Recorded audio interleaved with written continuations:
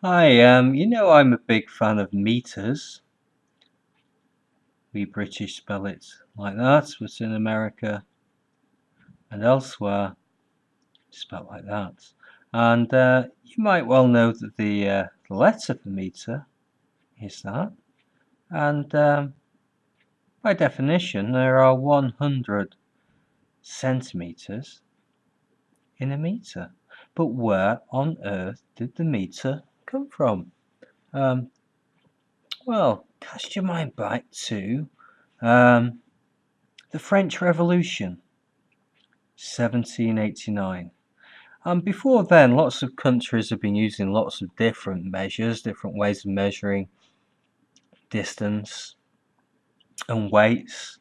But this was an age of science in France, and they were very keen to get rid of the old system and introduce a new system and lead the way internationally. So they had the idea about the meter, and if you took a pendulum, and pendulum is basically a string with a weight on it, and swung it backwards and forwards, the time period of that pendulum, if that time to go from there to there was half a second, so a second there and back, the length of the string needed to be 1 meter. So that was one way that people thought, oh, well, let's call this a meter. This is a useful thing because we know what a second is. It was pretty established by then that there were 24 hours in the day, and 60 minutes in an hour and 60 seconds in a minute. People had tried to change that because they were awkward numbers, but it looked like that was here to stay. So we used the seconds and thought, well, that's a useful length, 1 meter, there and back. Unfortunately, the Earth's surface is a little bit like this, up and down, and the Earth itself is not a perfect sphere. It's a little bit flattened at the North and South poles because of the Earth spinning around and around on its axis as it cooled down from a molten state, so it's not a perfect sphere.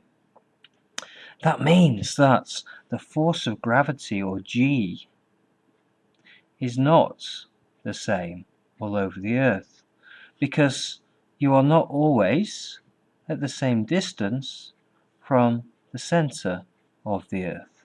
And so if you went to different places, the strength of gravity changed, and that meant that the time taken for a pendulum to swing backwards and forwards, I mean, clearly this pendulum would not swing at all in outer space. That time changed, and that meant it's very difficult to get agreement about what a meter was. However, it turned out that if we take the Earth,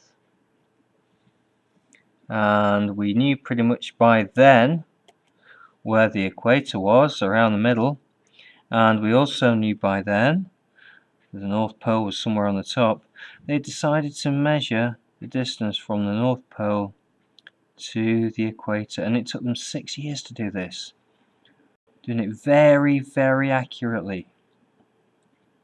And they decided that 1/10,000,000th of that distance would be 1 meter. So 1/10,000,000th of the distance from the North Pole to the equator is 1 meter in length.